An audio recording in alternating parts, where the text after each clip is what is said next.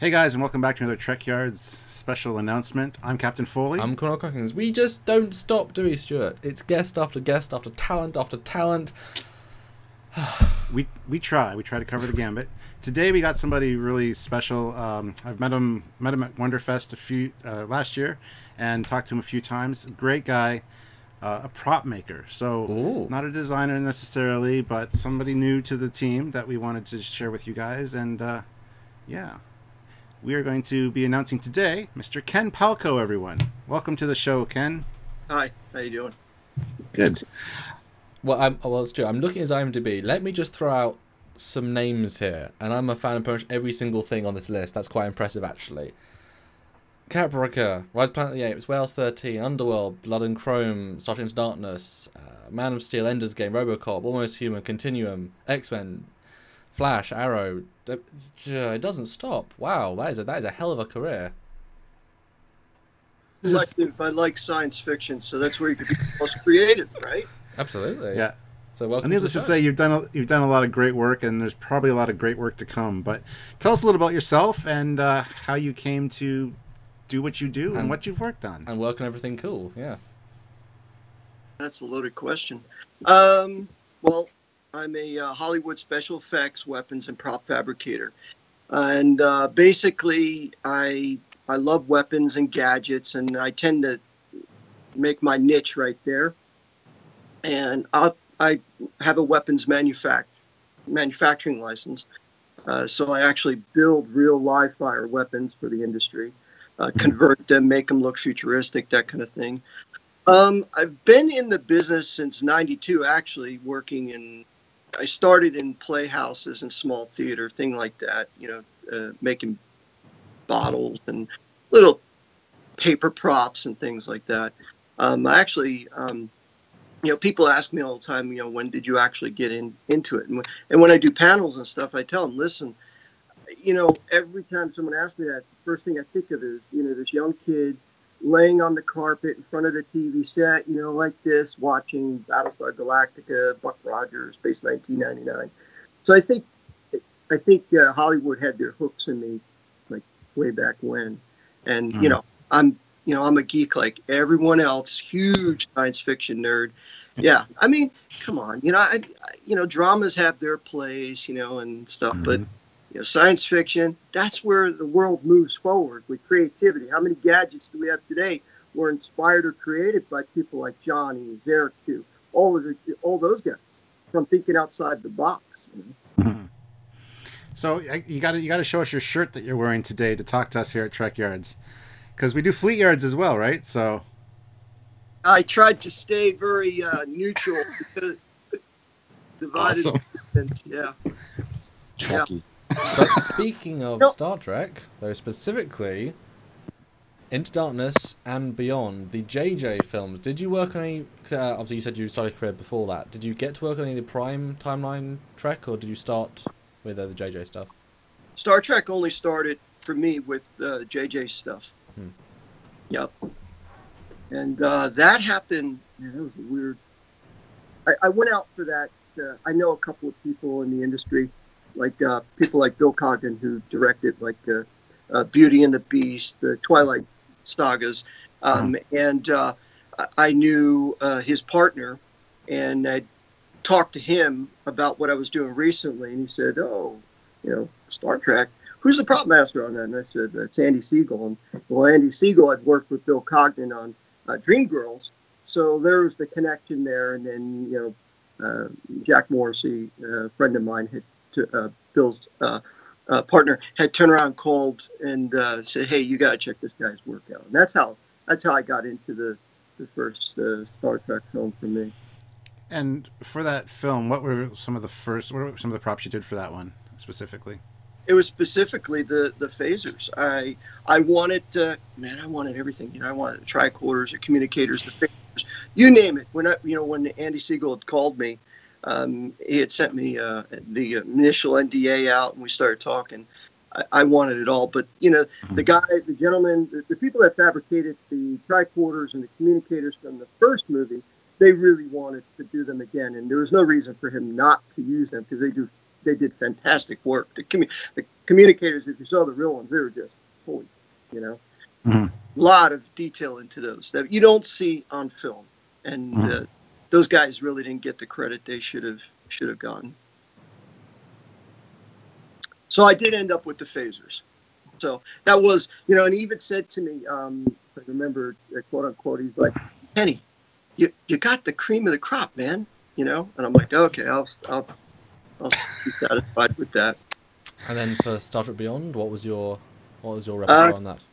Star Trek Beyond is a little bit more complicated to that, and I won't go into that, but I ended up with medical tricorders and medical gadgets for Carl Urban. So the good thing here at Trekyards is we do have our spin-off show Fleet Yards, which talks about all science fiction, and not just ships specifically. We got props and things like that as well, guns, and so we will probably be having you on for Fleet Yards as well. So it's awesome to have you on board. So what are some of your other favorite sci-fi franchises and some things that the fans might know that you've worked on and seen on screen? Ooh, man. God, you know, well, you got my IMDb. You know, I'm so fast paced. I mean, it's like you work 16-hour days. You quick get a couple hours sleep in there. It's like, okay, you're done with one prop, you're moving on to the next one. Well, I could tell you, like yesterday, I was out at the range and I had. I can't tell you what it's for, but let's count them down. Oh, nice, nice. That's funny. Yeah, put two and two together, but yeah, probably breaking NDAs right now, but I'm not showing anything. I can't even spell it and spell NDA, so why should we follow them? But I was doing some test firing yesterday. It was fun. Trying to get things prepped, working on that. What? Oh my God, that's everything that I've picked that I've gone out for. And I have to give a shout out to the guys up in Vancouver because that's where I get most of my work, and they're great. I mean, not just Vancouver, Montreal, Toronto, all those prop masters.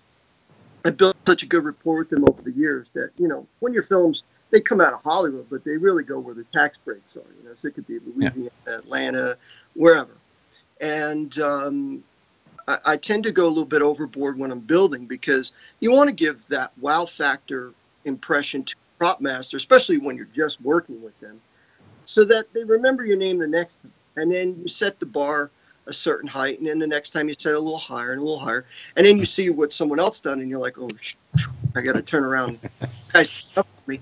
And you know, it's fun though. It's fun competition. It's not like anger competition, but tend to do as good as I can. I love science fiction, so when I see a list come out, what's coming up in the future, something catches my eye, I'm already, you know, making phone calls, say, listen, remember when I did that project for you back then? And, you know, your budget was like this, and the build was like this, and the expectations for the quality was like this. Yeah. And that usually gets it. So, but cool. Everything that I've picked that I've worked on in science fiction, those key props I love. Like if you want to rattle off some films, and then I'll tell you what it was that I built on them and what it was that I liked about it. That would probably be the easier thing to do. Well, what did you do for Blood and Chrome, for example? Blood and Chrome, I did the colonial sidearms. The you know, if you looked at Battlestar Galactica, season 1, they had the ultimate weapon. I mean, that was the cream of the crop, you know, as far as colonial sidearms. I prefer the later season. I prefer the more modern day military weapon that they use, because I've got a prop replica of that. Oh, you're talking about the FM? Yeah, I prefer that one. Yeah, the little launcher on the bottom. Yeah. I'm sorry, you know, everybody. I won't. But anyway, so, but you know, when you pull something off the shelf and you do a little tweak, it's not always, you know, it's science fiction. Be creative. But you know, you're also working with budgets and things like that. But they swayed towards the 5.7, and it's had its place, and I liked it, but I loved the season 1. And when we did Caprica, they wanted I was going to build all these sidearms, and they were like, "Oh, there's going to be more shoot 'em ups than Battlestar ever had." if you guys watch Caprica, we know that wasn't true. And it's not a show that I actually brag about that I worked on, but I worked on. So I had done, actually when Razor came, I had redone the season 1, and it was a Razor or the Plan. I forget which one it was. I had redone the season 1, but I used that in Caprica, toned it down, made it like 50 years earlier. So I took a lot of details out and made it look like the original pilot show Battlestar. If you remember those, they're kind of just plain.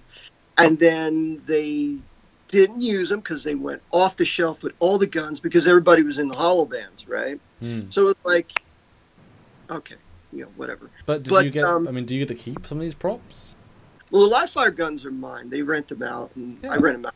Come back to me. So yeah, I end up with. I want to end. We want to talk about full episode, so close the intro out. But we talk about conceptual things. All of our designers. We've got Michael Westmore now for makeup, and that's obviously a practical thing. But you get to take the images, build them into the thing that cosplayers around the world then replicate and proudly have with them to try and replicate your art and something real, creating this future, this piece of the future in physical real, and it's all something relatable. It's not a spaceship, it's not a, it's something really relatable. So that's a wonderful new avenue to talk on Trekyards and Fleetyards apparently, because it sounds like there's a lot to talk about. So Stuart, close this out, so I want to talk about full episode. Let's do something full. I've got artwork you would love to see for some of the stuff that never even got to build, but that's what we do here on Fleetyards / Trekyards. Yes. And that's a great back. Forgot you that never saw the light of day, and later on we draw from it and we change it and stuff. Yeah, and I think that's a great teaser to leave people off on for this announcement video.